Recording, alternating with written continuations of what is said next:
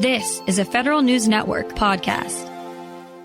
Because of military aid to Ukraine and presumably Israel, the U.S. defense industrial base is strained right now.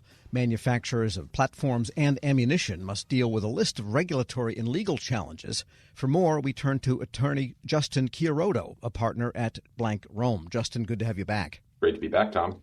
And we think of the defense industrial base as strained in terms of capacity to manufacture what's needed around the world and, missile systems and ammunition and so forth. But what's emerging is the political risk, regulatory risk. What's going on?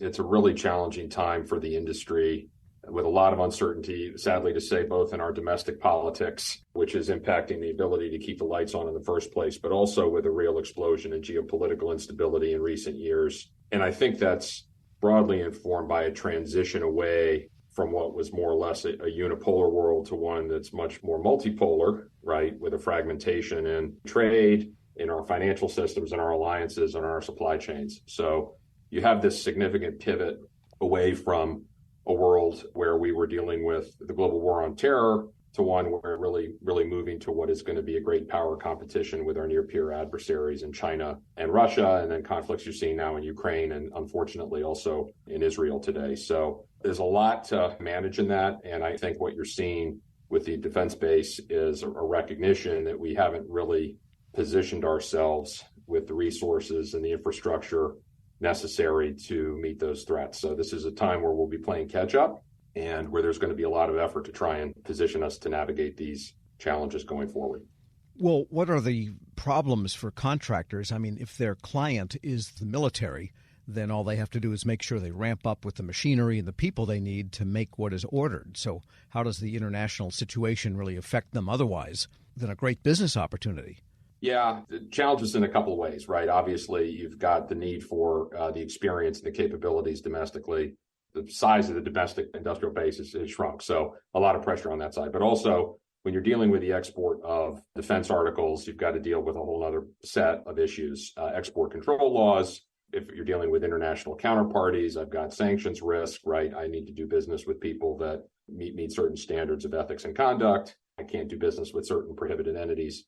And so you introduce a lot of complexity for any contractor that is thinking about participating in that market. And it's going to be the biggest challenge for companies that are not really well steeped in that, right? So the major defense contractors will have the infrastructure and the systems and the sophistication to do this more easily than I think people down the supply chain or people that might be new to the market. Well, how does this work? Because let's take the howitzer shell, which is being exported all over the place, and there is some organic manufacturing capability of that in DoD, but they do buy a lot of it from several commercial entities. If Congress appropriates money to send 1 million shells to Ukraine or something, wherever they might go, do they get shipped to the DoD, which then ships them, or are the companies expected to get them to those countries themselves?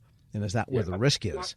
Great question, Tom. You've really got, under the Arms Export Control Act, you've got a couple of ways for doing these foreign military sales. The first is through foreign military sales transactions where the U.S. government is going to be your contracting party. And they'll basically operate as a bit of a middleman between you, the contractor, and that foreign government. So that's going to look much more like a traditional U.S. procurement contract. The contractor may not even know, in fact, that they're participating in an FMS sale. So that's sort of bucket one.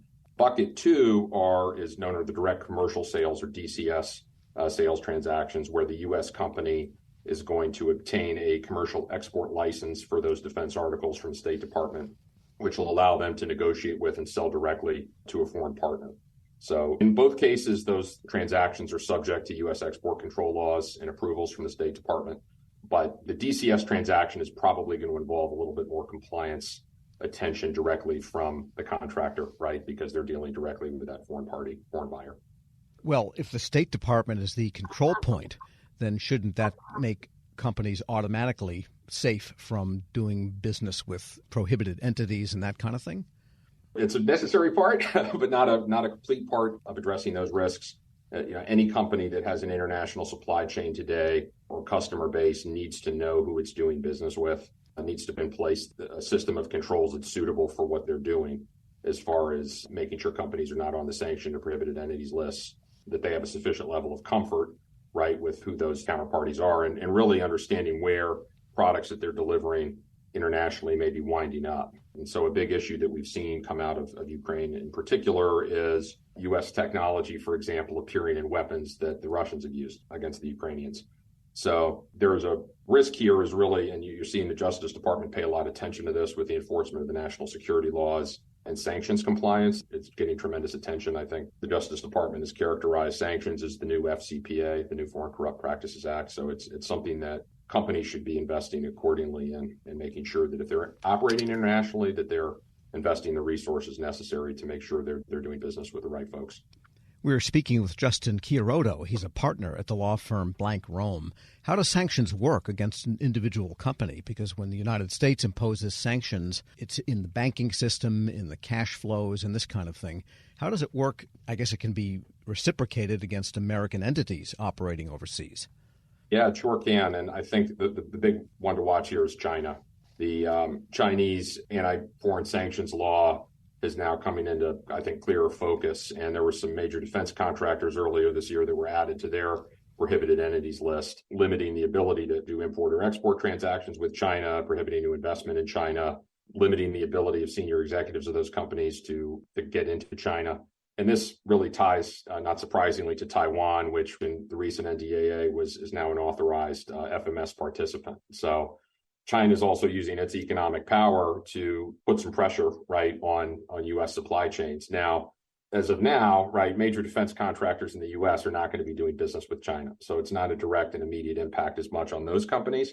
But for a large percentage of industry, particularly high-tech companies that may be involved in the energy transition market, this is a challenge because still have very strong connections with the Chinese economy and industry in a lot of these areas. So you have, the U.S. and China, yes, they're in strategic competition in a lot of areas, but they're also still in partnership, in some other areas and still significant trade partners. So those companies that may particularly have a technology footprint are going to need to be very careful about what kind of business opportunities they're thinking about pursuing.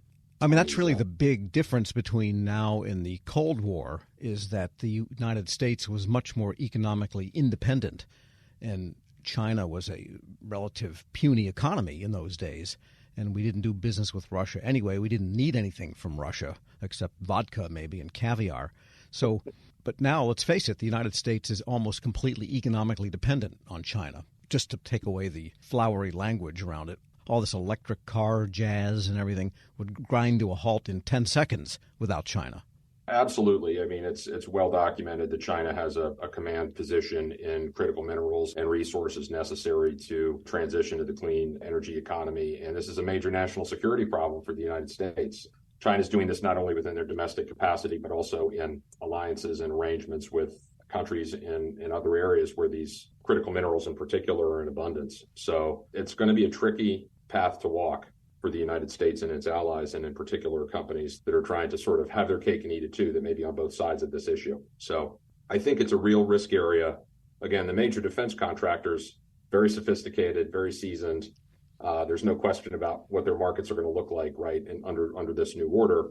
But it's companies that may have technology that has dual use applications, right, that may have conglomerates that have interests in civil areas or clean energy, right, not necessarily just weapons, that are going to have to really balance these risks going forward. As the old saying goes, it's complicated. It is complicated. It is complicated, and it's getting more so. It's getting more so by the day. Justin Chiarodo is a partner at the law firm Blank Rome and chairman of its government contracts practice group. Thanks for joining me. Great to be here, Tom. Thank you. And we'll post this interview at federalnewsnetwork.com/Federal Drive. Hear the Federal Drive on demand. Subscribe wherever you get your podcasts.